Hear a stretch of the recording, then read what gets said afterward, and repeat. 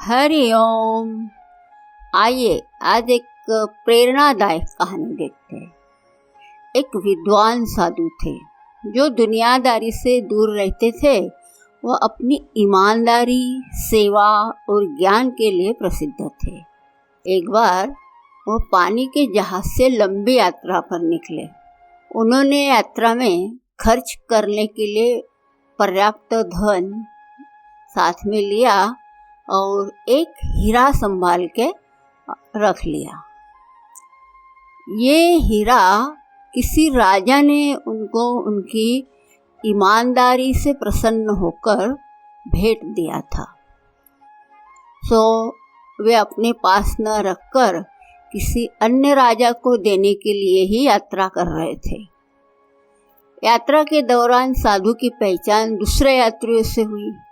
वे उन्हें ज्ञान की बातें बताते गए। एक फकीर यात्री ने उन्हें नीचा दिखाने के हेतु से नजदीकियां बढ़ा ली। एक दिन बातों बातों में साधु ने उसको विश्वास पात्र समझ के हीरे की झलक भी दिखा दी। उस फकीर को लालच आ गया। उसने उस हीरे को चुराने की योजना बनाई। रात को जब साधु सो गया तो उसने उसके झोले तथा उसके कपड़ों में हीरा ढूंढा, पर उसे नहीं मिला। अगले दिन उसने दोपहर की भोजन के समय साधु से कहा कि इतना कीमती हीरा आपने संभाल के रखा है ना। साधु ने अपने झोले से निकाल कर दिखाया। ये देखो, इसमें रखा है। हीरा देखकर फकीर को बड़ी हैरानी हुई कि उसे कल रात को क्यों नहीं मिला। आज रात फिर प्रयास करूँगा, ये सोचकर उसने दिन काटा और सांझ होते ही तुरंत अपने कपड़े टांगकर सामान रखकर अपना स्वास्थ्य ठीक नहीं है ऐसा कहकर जल्दी सोने का नाटक किया। अब निश्चित समय पर संध्या पूजा हुई, अर्चना हुई। उसके बाद जब साधु कमरे में आए तो उन्होंने फकीर को सोता हुआ पाया। सोचा आज इनका स्वास्थ्य ठीक नहीं लगता है, इसलिए फकीर बिना इबादत किए जल्दी सो गए लगता है। उन्होंने भी अपने कपड़े तथा झोला उतार कर टांग दिया और सो गए। आधी रात को फकीर ने उठकर फिर साधु के कपड़े तथा झोला झाड़ कर देखा। उसे हीरा फिर नहीं मिला। अगले दिन उदास मन से फकीर ने साधु से पूछा, इतना कीमती हीरा संभाल के तो रखा है ना। साधु बाबा, यहाँ बहुत से चोर है, संभाल के रहना। साधु ने फिर अपनी पोटली खोलकर उसे हीरा दिखा दिया। अब हैरान परेशान फकीर के मन में जो प्रश्न था उसने साधु से खुलकर कह दिया। उसने साधु से पूछा कि मैं पिछली 2 रात से आपके कपड़े तथा झोले में इस हीरे को ढूंढता हूँ, मगर मुझे नहीं मिला। ऐसा क्यों? रात को यह हीरा कहाँ चला जाता है? साधु ने बताया, मुझे पता है कि तुम कपटी हो। तुम्हारी नीयत इस हीरे पर खराब थी और तुम इसे हर रात अंधेरे में चोरी करने का प्रयास करते थे। इसलिए पिछले 2 रातों से मैं अपना यह हीरा तुम्हारे ही कपड़ों में छुपाकर सो जाता था और सुबह उठते ही तुम्हारे उठने से पहले इसे वापस निकाल लेता था। मेरा ज्ञान यह कहता है कि व्यक्ति अपने भीतर कभी झांकता नहीं ढूंढता है, दूसरे में ही सब अवगुण और दोष देखता है। तुम भी अपने कपड़े नहीं टटोलते थे।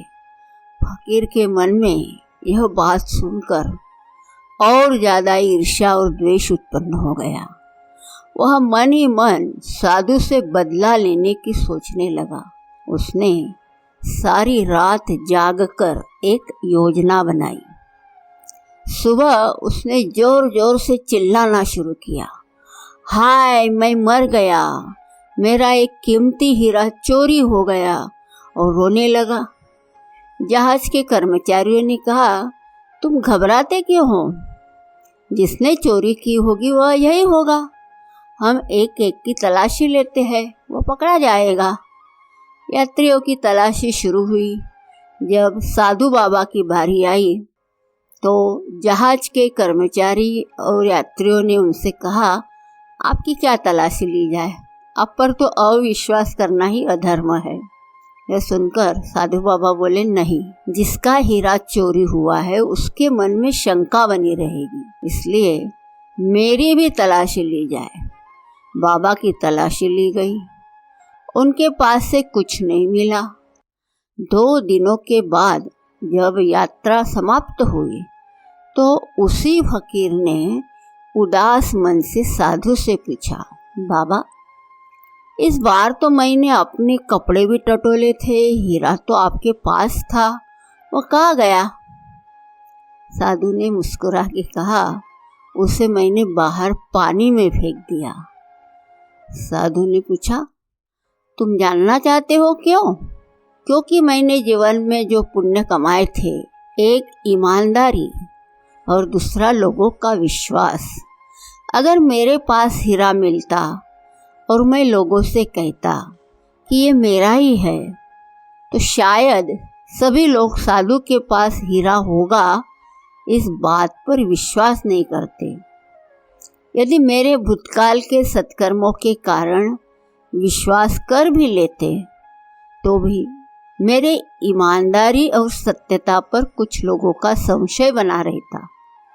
मैं धन तथा हीरे को गवा सकता हूँ, लेकिन ईमानदारी और सत्यनिष्ठा को खोना नहीं चाहता। यही मेरे पुण्य कर्म है जो मेरे साथ जाएंगे।